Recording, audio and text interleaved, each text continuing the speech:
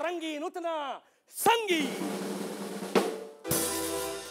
एक ऐसा शो जिसमें हम हर उस चीज का मजाक बनाएंगे जिससे आप परेशान हैं, जैसे कि हमारे नेता, फिल्म्स, बाकी के टीवी चैनल्स, क्रिकेटर्स, आपके पड़ोसी, पड़ोसी का कुत्ता, आपकी गर्लफ्रेंड या बॉयफ्रेंड, बढ़ती महंगाई और अभिषेक बच्चन के करियर का 35वां relaunch. But yes, we are a free nation. हम लोग इतने फ्री हैं कि दिन में न्यूज चैनल पे नाग नागिन की शादी देखते हैं और रात में उनका हनीमून। और इसके अलावा हम लोग सिर्फ एक ही काम करते हैं, वो है ऑफेंस लेना, किसी की बात का बुरा मान जाना। अभी हाल ही में कुछ लोग तो इसीलिए बुरा मान गए कि उनको एक बहुत बड़ी फिल्म में बुरा मानने को कुछ भी नहीं मिला। सो उन सब लोगों के लिए जो बात बात पे बुरा मानते हैं, हम लाए हैं द लेट नाइट शो, जितना रंगीन उतना संगीन, जिसमें आप हंसते भी रहेंगे और हम आपकी लेते भी रहेंगे। तो आपने सुना ही है, छोटे नवाब यानी कि सैफ अली खान ने मुंबई में एक बंदे को नाक पे मुक्का मार दिया। बेसिकली सैफ अब अनसैफ हो गए, लेकिन नाक पे मुक्का। आई होप विद्या बालन को ना पता चला हो, वरना वो फिर से बेचारी हंटर लेके शुरू हो जाएगी।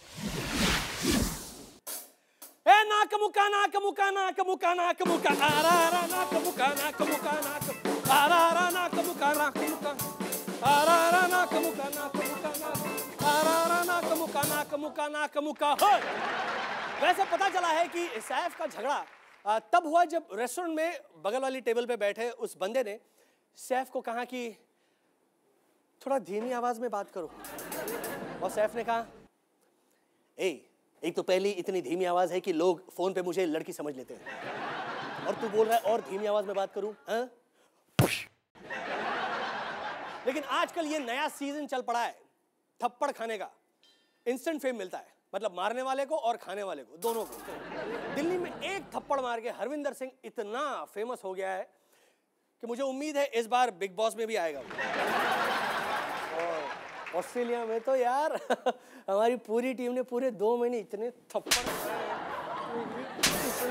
खाए, बल्कि प्लेयर्स की जो रोटेशन पॉलिसी थी वो इसीलिए थी कि कोई कहीं रह ना जाए थप्पड़ के बगैर। प्रसाद जो है वो सबको मिलना चाहिए। बेटा तू ले, आजा इधर, तू इधर। एंड नॉट ओनली दिस, इधर थोड़े दिन पहले किंग खान ने फराह खान के पति और हम शक्ल शिरीष कुंदर को थप्पड़ मारा था, और अब सैफ ने इस इकबाल शर्मा नाम के बंदे को मुक्का मार दिया है। सल्लू भाई, अपने सल्लू भाई, वो तो स्कूल के पहले से ही प्रिंसिपल है जिसमें सैफ और किंग खान ने अभी अभी दाखला लिया।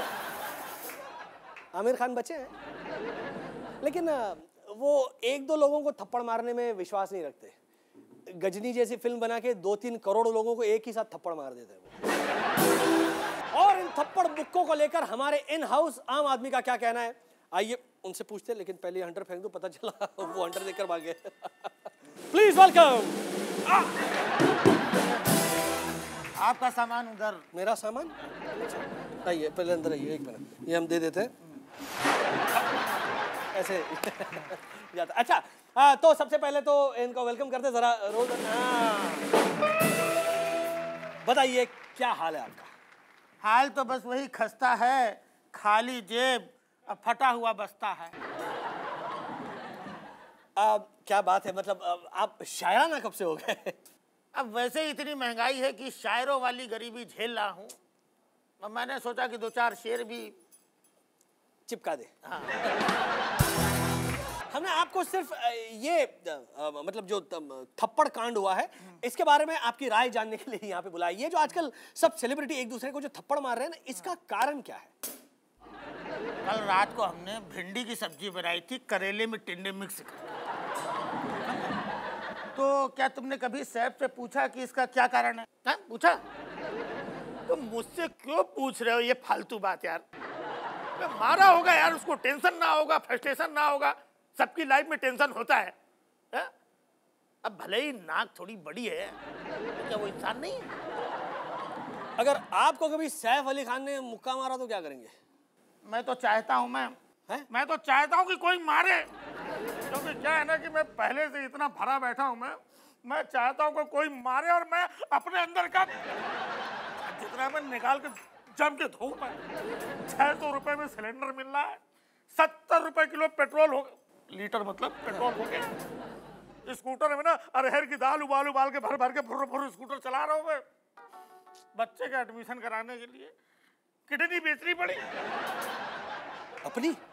अपनी नहीं, पड़ोस वाले चाचा आए थे ना गांव से, उनकी। हाँ, अपनी किडनी तो बच्चे की डिलीवरी में ही बेच दिया था हमने।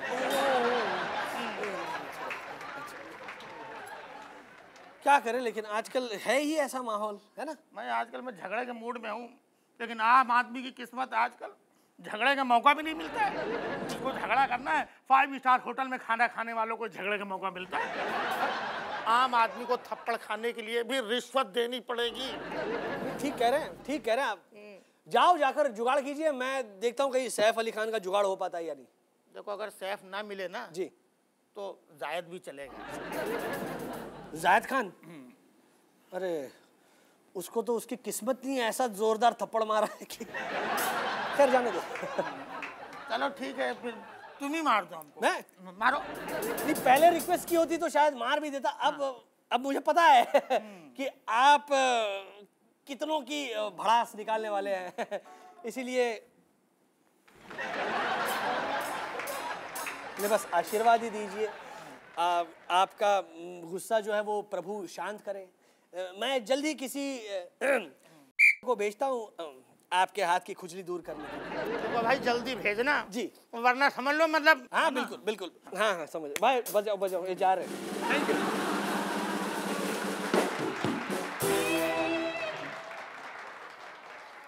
तो ये थे आम आदमी साहब, थोड़े अजीब मूड में हैं, लेकिन आपके लिए एक वियर्डेस्ट बात है, मतलब वियर्डेस्ट बात ऑफ द डे। खबर है कि कंगना रनौत का कुत्ता उनका लेदर का जूता खा गया। वेल, शुक्र है कुत्ते को अब तक सिलिकॉन या प्लास्टिक का चस्का नहीं लगा है, वरना पता नहीं कंगना का और क्या क्या खाया जाता। और ये सुनिए, हैदराबाद के एक पब ने अपने एक नए कॉकटेल का नाम राम गोपाल वर्मा के नाम पे रखा है। It's called RGV Exotica. ये बात और है कि ये कॉकटेल आप पी नहीं सकते, क्योंकि जैसे ही आप इसे हाथ में उठाते हैं, पीछे से एक जोर का कर्कश साउंड बजता है, पब में अंधेरा हो जाता है, आपको कॉकटेल ग्लास एक अजीब से एंगल से दिखता है, और फाइनली विवेक ओबरॉय आकर गुस्से में 4 डायलॉग बोलता है और आपकी गर्दन काटकर चला जाता है।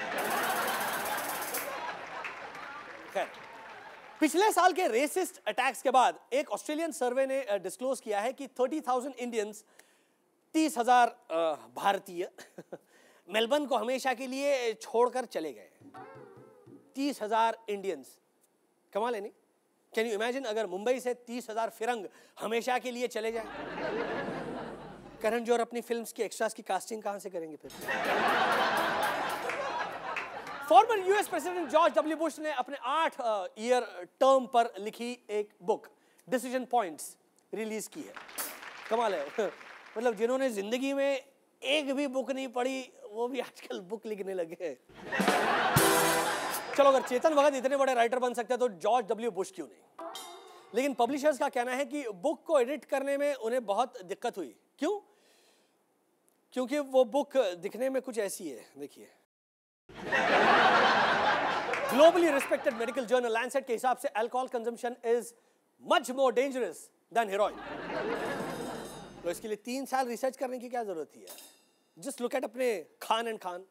एक ने हेरोइन के नशे में एक आदमी के सर पे बोतल फोड़ दी, जबकि दूसरे खान ने दारू के नशे में लोगों पर गाड़ी चढ़ा दी। So it says alcohol is more dangerous. और सिर्फ बॉलीवुड ही क्यों, अफगानिस्तान का केस देख लो। शराब पीते पकड़े गए तो स्टोन्ड टू डेथ। ओपियम चाहे पार्ले जी जितना खाओ, नो टेंशन।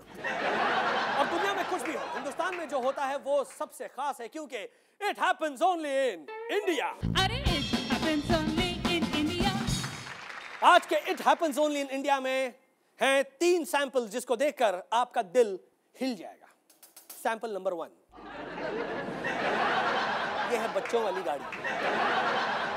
जी हाँ, ऐसी गाड़ी सिर्फ हमारे देश में ही होती है जहां बच्चे चलता फिरता चिड़ियाघर लगते हैं। हाउ क्यूट ना।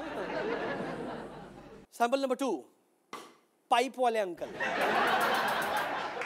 ये पाइप लेके जा रहे हैं या किसी ने pipe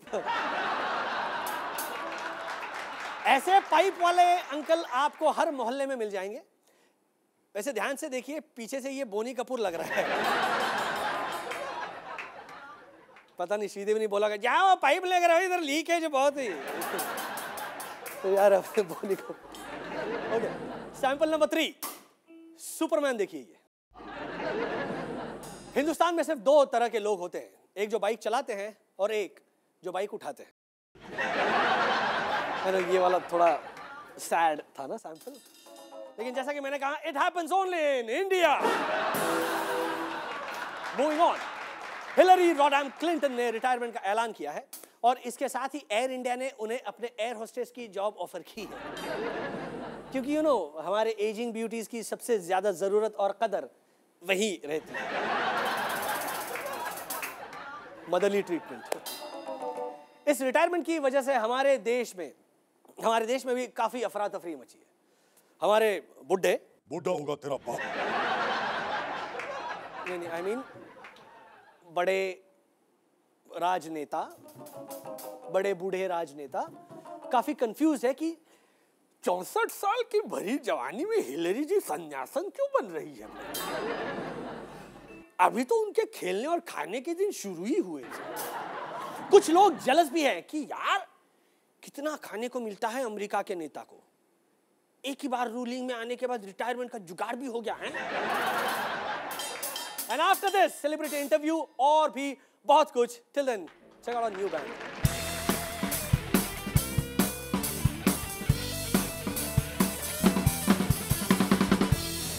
please welcome very famous Hollywood's Indian extra star Anil Kapoor. एक एक्टर होने के साथ साथ मैं एक बाप भी हूं, वो भी एक फेल्ड एक्ट्रेस का बाप। करना पड़ता है, अमिताभ भी तो कर रहा है।